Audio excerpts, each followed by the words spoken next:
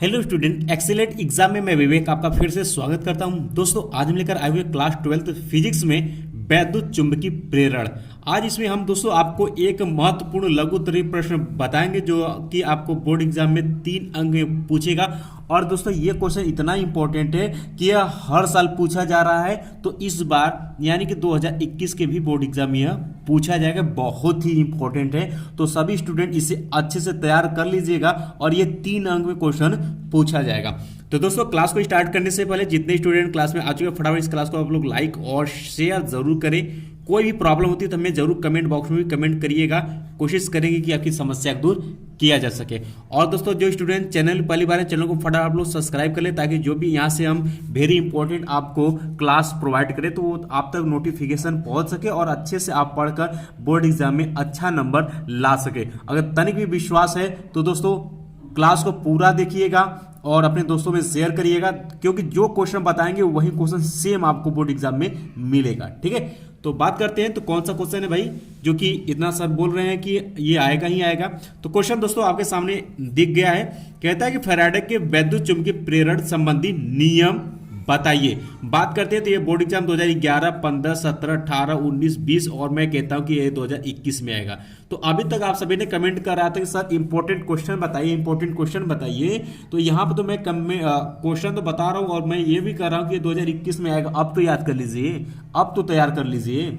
ठीक है, तो अब हम चलते हैं अपने क्वेश्चन की तरफ और आपको हम 2 नियम, जैसा कि फैराडे साहब ने 2 नियम वैद्युत चुंबकीय प्रेरण संबंधी दिए हुए हैं और दोनों नियम को हम आपको बताएंगे पूरे डिटेल में, और ऐसे ही आपको बोर्ड एग्जाम में भी लिखना होगा। ठीक है, तो यहाँ आप देख सकते हैं तो फैराडे के वैद्युत चुंबकीय प्रेरण नियम, फैराडे ने निम्नलिखित 2 चुंबकीय प्रेरण नियम दिए थे। तो हेडिंग डालेंगे आप पहला, हेडिंग डालेंगे आप पहला या प्रथम नियम।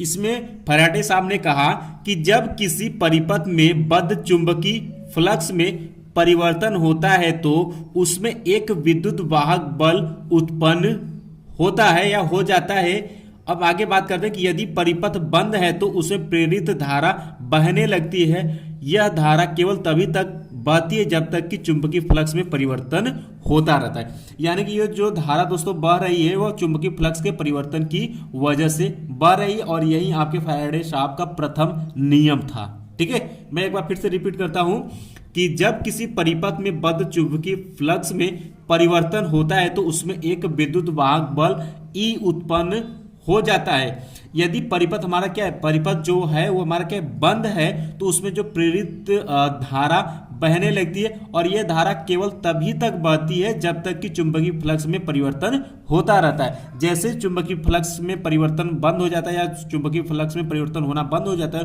उसी तरीके से धारा भी आपकी क्या हो जाती है, बंद हो जाती है। ठीक है, उसमें धारा नहीं बहती है, और यही आपके फैराडे का प्रथम नियम है।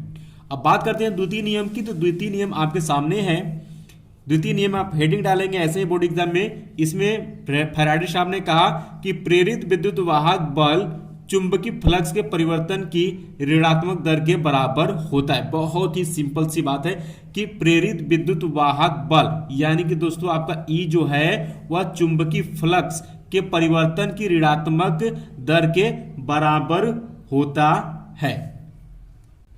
यानी कि दोस्तों अगर यहाँ पर हम आपको फिजिकल तौर पर गणितीय भाषा में बताना चाहें तो यहाँ पर हम कह सकते हैं कि जो ई है प्रेरित विद्युत वाहक बल वह चुंबकीय फ्लक्स के परिवर्तन यानी कि डेल्टा फाई अपान दर बोला हुआ है तो डेल्टा टी हो जाएगा, समय परिवर्तन होगा, इसका ऋणात्मक घात यानी कि ये हो जाएगा। ठीक है, इसी के बराबर होता है, और यही फैराडे साहब का सेकेंड नियम है। अभी हम इसको समझाएंगे कैसे आया हुआ है, तो इतना आप सुनिए। ठीक है, अब बात करते हैं आगे कि यदि किसी समय परिपथ से गुजरने वाले चुंबकीय फ्लक्स का मान अगर मान लेते हैं φ1 है और डेल्टा टी समय अंतराल के बाद यह फ्लक्स जो होता है वो φ2 हो जाता है, तो डेल्टा टी समय अंतराल में चुंबकीय फ्लक्स में जो परिवर्तन होगा दोस्तों वह दोस्तों होगा आपका φ2 माइनस के φ1 होगा, और इसी को हम लिखते हैं डेल्टा फाई, और यही हमने डेल्टा फाई यहाँ पर दिखाया हुआ है। ठीक है, तो दोनों चुंबकीय में यानी कि ऐसे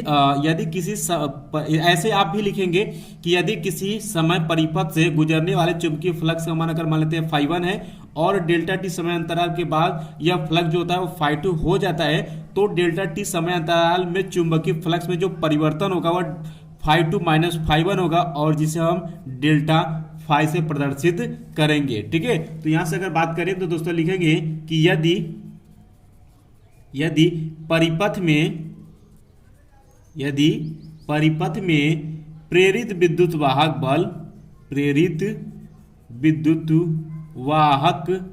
बल E हो तो यहां से हम कह सकते हैं कि जैसे इन्होंने बोला है कि प्रेरित विद्युत वाहक बल जो E है वह चुंबकीय फ्लक्स के परिवर्तन की ऋणात्मक दर के बराबर होता है, यानी माइनस लगाएंगे और यहाँ पर delta phi upon delta T करेंगे, और यही फैराडे साहब का सेकेंड नियम है।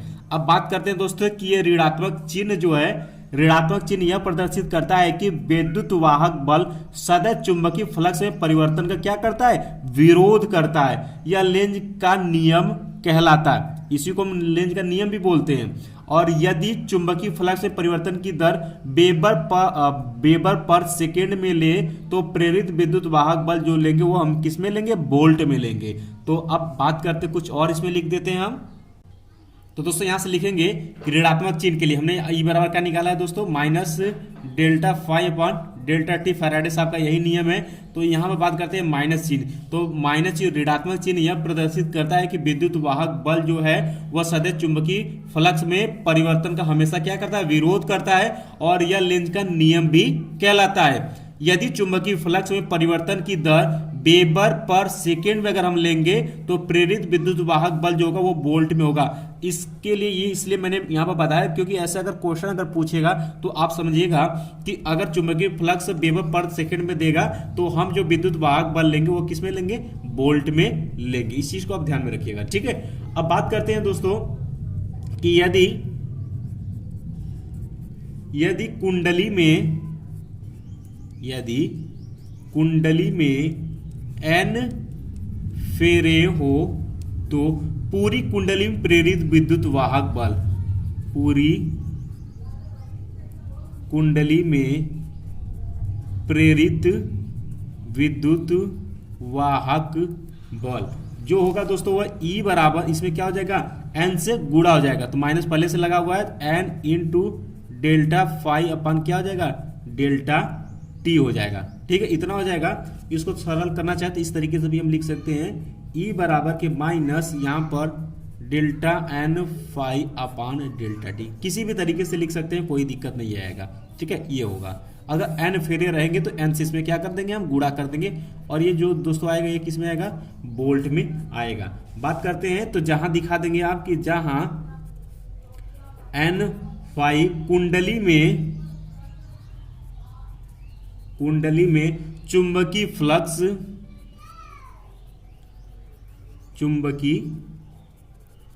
फ्लक्स ग्रंथिकाओं की संख्या है। ठीक है, संख्या है।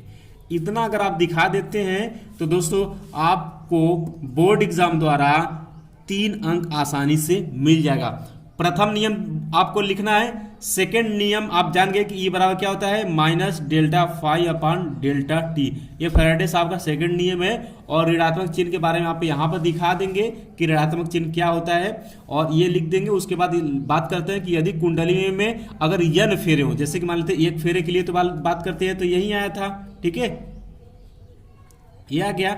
अगर बात करते हैं कि अगर इसमें कुंडली में अगर n फेरे हैं तो क्या करेंगे, इसमें n से गुणा हो जाएगा, यही जो कि हमने यहाँ पर लिखा हुआ है। और जो यहाँ पर विद्युत वाहक बल आएगा वो किस में आएगा, वोल्ट में आएगा। इतना आपको लिख देना है और आसानी से आप 3 अंक के हकदार हो जाएंगे। ठीक है, तो दोस्तों आई होप कि आज का ये वीडियो आपको पसंद आया होगा। तो दोस्तों इस वीडियो को आप लोग फटाफट आप लोग लाइक और शेयर जरूर करें। कोई भी प्रॉब्लम होती है तो मैं जरूर कमेंट बॉक्स में कमेंट करें। पढ़ाई से रिलेटेड कोई भी समस्या आ रही है, बोर्ड एग्जाम से रिलेटेड कोई भी समस्या आती है, तुरंत आप कमेंट करिएगा। ठीक है, और इसके बाद दोस्तों जो स्टूडेंट चैनल पहली बार है, चैनल को फटाफट आप लोग सब्सक्राइब कर लें ताकि जितने हम इंपॉर्टेंट क्वेश्चन यहाँ पर आपको प्रोवाइड करें वो आप तक नोटिफिकेशन पहुंच सके और उसको आप अच्छे से तैयार कर लें, और यही बोर्ड एग्जाम में आपसे क्वेश्चन पूछा जाएगा। ठीक है, तो बाकी फिर मिलते हैं नेक्स्ट क्लास में, तब तक के लिए जय हिंद, जय भारत।